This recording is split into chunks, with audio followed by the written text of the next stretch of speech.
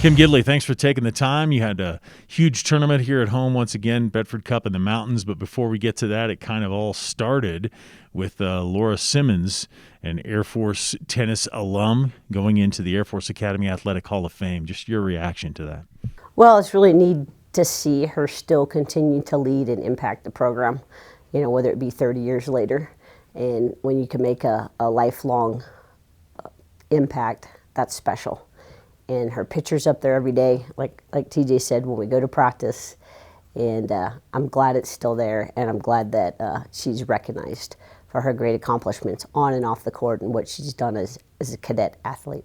Would you echo what TJ Fumagalli kind of said, that she paved the way for what is happening now with Air Force women's tennis? Oh, absolutely. That you can win at the academy, even if you're a woman. All right. The Bedford Cup, you were proving it again, Air Force women's tennis. Lots of teams coming in here, lots of great competition, and your ladies stepped up to the challenge. Yeah, we had 8 teams, and it was nice. We had 2 new teams in addition to the tournament. Denver, who's a nationally ranked program in Colorado.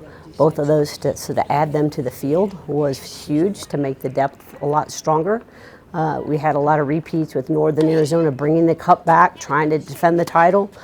Their number 1 player was top 50 in the country and was really the highest ranked player in the tournament. So she was looking to take that cup back home. And then to have, who else was it? Wyoming's been every year. And, they've always got a strong international field for us to compete against. And it was nice that Colorado, it was their first year. So Colorado and Denver both. Denver lost to the NCAA champion last year at the NCAAs, and they have 6 fifth-year seniors. So they are a strong team, and they pretty much dominated across the field for the tournament. Right. I think a lot of people would look at your team from last year, and you have a lot coming back. You only lost 1 senior, but that was a big loss.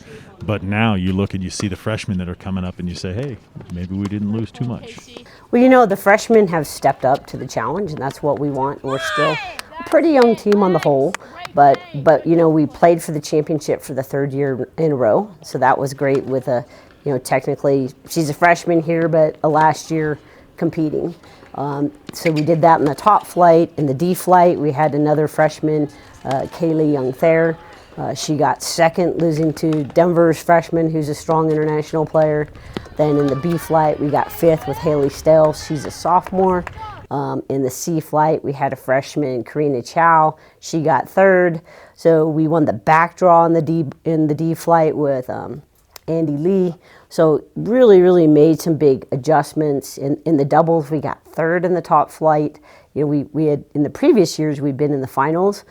So when you dominate 2 years, you'd think, oh man, it's a little disappointing, but still, it was such a great field. We had national ranked teams in the doubles. So, to be there and to do that, for being so young, I felt good. And then in the B flight, our freshman duo of Lee and Odom, they won the consolation. So we were winning in a lot of different areas, and the majority of our players went 3-1 for the weekend in singles or in doubles. So when you're doing that, when you're playing 8 matches and you're going 6-2 or something like that, as a coach, you're like, you just went 6-2 in a really strong field. You feel good about that. What did it mean to have this tournament again, this 3rd time in a row for the Bedford Cup in the mountains? What does it mean to have this, and just to see the competition, and for your team to get that good of competition before ITAs come up? The competition is obviously awesome, and that's kind of the goal, is for someone to play for the cup, because it's a crystal cup. It's like the U.S. Open. We have a trophy presentation at the end. We interview the kids. We had the Falcons there to take pictures on the cup.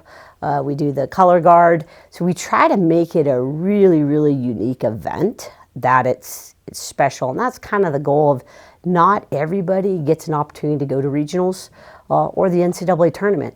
Those are really unique, but it's so expensive, and how you qualify. And so only a small percentage get to go. On this tournament, everybody gets to go and have that opportunity.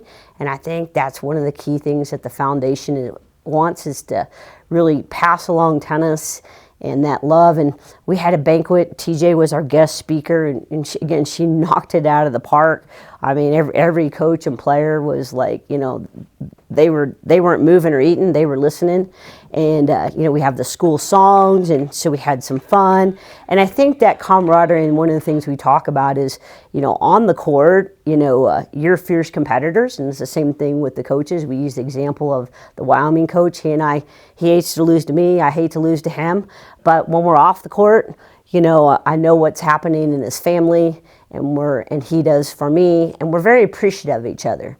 And I think that's what we're trying to promote in the sport of, like, be fierce competitors, but when you're off the court, you're women sticking together, trying to move forward and get better and progress in life and opportunities, and you need each other's contact and to move forward with that. Perfect. Kim Gidley, thank you so much for the time. It was a great time, and we'll talk before the ITAs in a couple of weeks. Go Blue.